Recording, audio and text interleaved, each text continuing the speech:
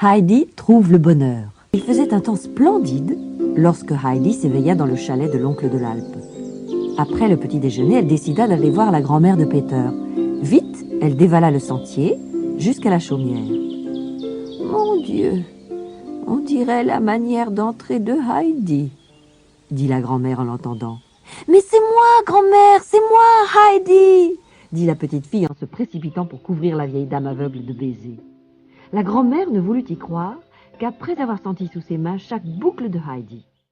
Pendant ce temps, la fillette lui parlait de Francfort.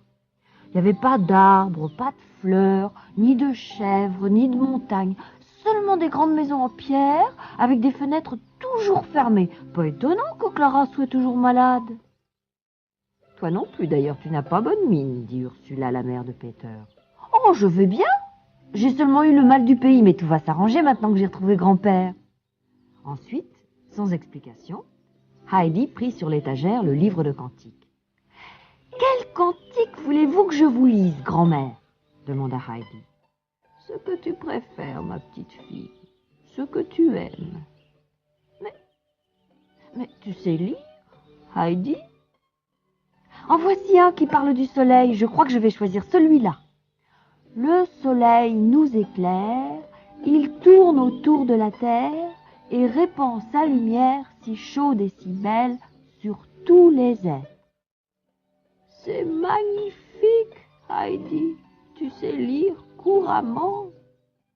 La petite fille continua à lire jusqu'à ce que la porte s'ouvre.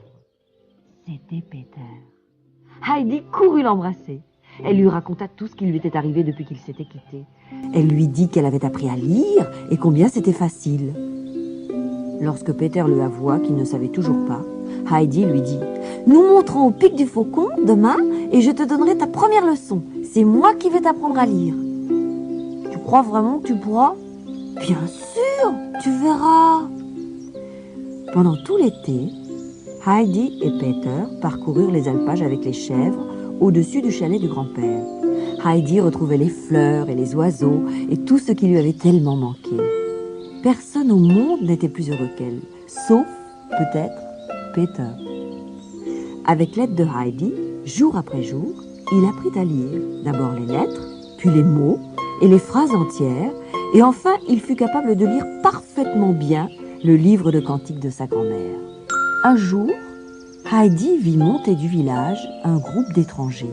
« Les voilà! Ils sont venus! Enfin! Regarde, grand-père !» s'écria-t-elle.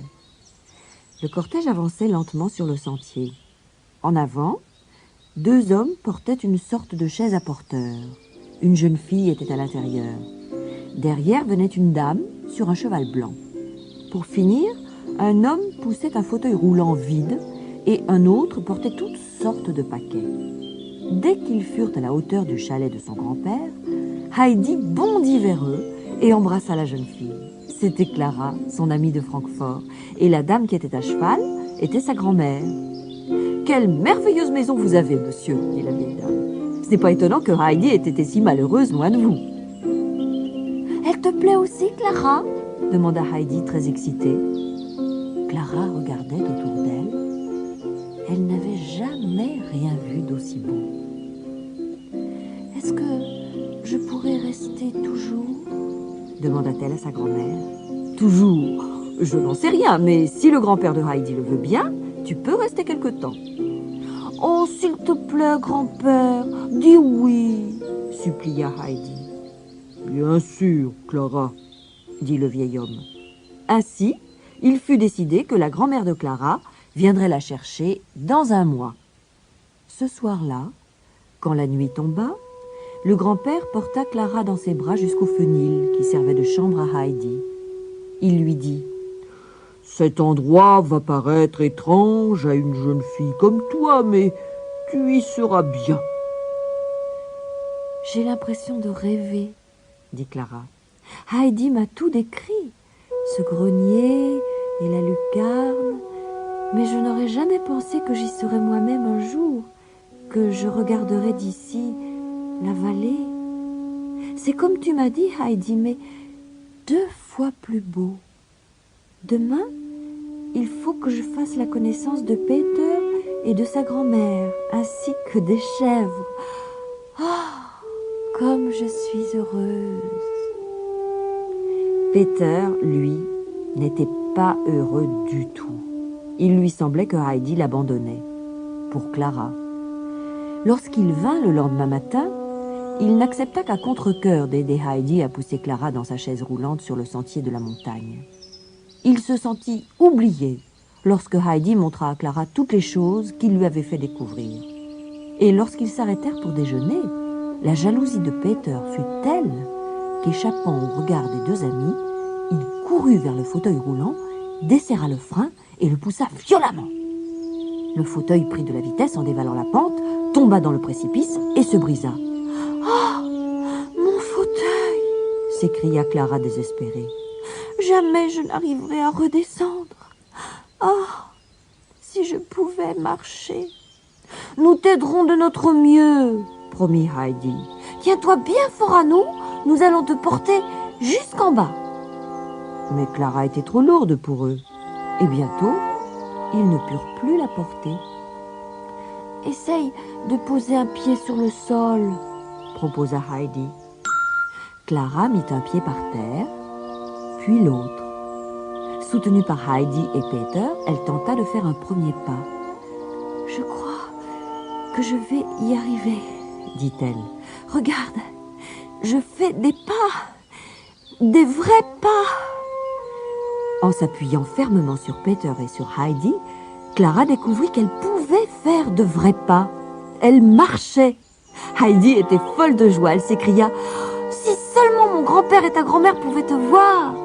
Ils avancèrent encore un peu, puis s'arrêtèrent pour se reposer. Après l'effort du matin et ses émotions, tous trois s'endormirent dans la chaleur de l'après-midi. Ils dormirent jusqu'à ce que le grand-père, inquiet de ne pas les voir revenir, décide d'aller au-devant d'eux en les appelant.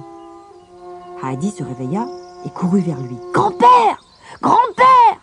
Clara marche !»« Quoi? Que dis-tu? C'est impossible !» Mais, en la soutenant, il l'encouragea gentiment à marcher. Doucement, avec précaution, la jeune fille fit quelques pas, soutenue par son bras solide. « C'est merveilleux !» déclara-t-il. « Mais nous ne devons pas en faire trop. Cela suffit pour aujourd'hui. » Et ils retournèrent au chalet, le grand-père portant Clara dans ses bras. Dès le lendemain matin, il annonça qu'il allait écrire à la grand-mère de Clara pour l'inviter à venir voir quelque chose de vraiment extraordinaire, mais sans lui dire ce dont il s'agissait. Les jours suivants furent peut-être les plus heureux de la vie de Heidi. Chaque matin, Clara s'éveillait en meilleure santé, et chaque jour, elle pouvait marcher un peu plus. Plusieurs jours passèrent, et par un beau matin, la grand-mère et le père de Clara arrivèrent. Les deux fillettes les avaient vues de loin et les attendaient. « Clara, pourquoi n'es-tu pas dans ta chaise ?» demanda sa grand-mère en la voyant. Alors, Clara se leva et, aidée par Heidi, alla embrasser sa grand-mère, puis son père. Il la regarda marcher, les larmes aux yeux. « Clara, dit-il enfin, est-ce vraiment toi, ma chérie ?»« Mais oui, papa. Ma chaise s'est cassée il y a quelques jours, alors Heidi et Peter m'ont aidée. J'ai essayé de marcher et j'y suis arrivée. » Tous ensemble, ils descendirent chez Peter pour fêter l'événement. Le bruit de leur rire résonna dans la vallée et jusqu'à l'alpage. L'oncle de l'Alpe, un peu gêné, dans son plus beau costume, mais très fier, chanta un cantique du livre de la grand-mère de Peter. « Vous avez une voix magnifique, lui dit-elle.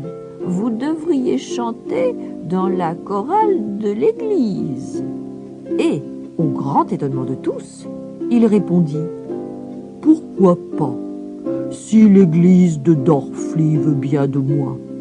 J'ai l'intention de mettre Heidi à l'école l'hiver prochain, et il faudra que je l'accompagne chaque jour au village. » Seul Peter ne pouvait se joindre à la joie générale.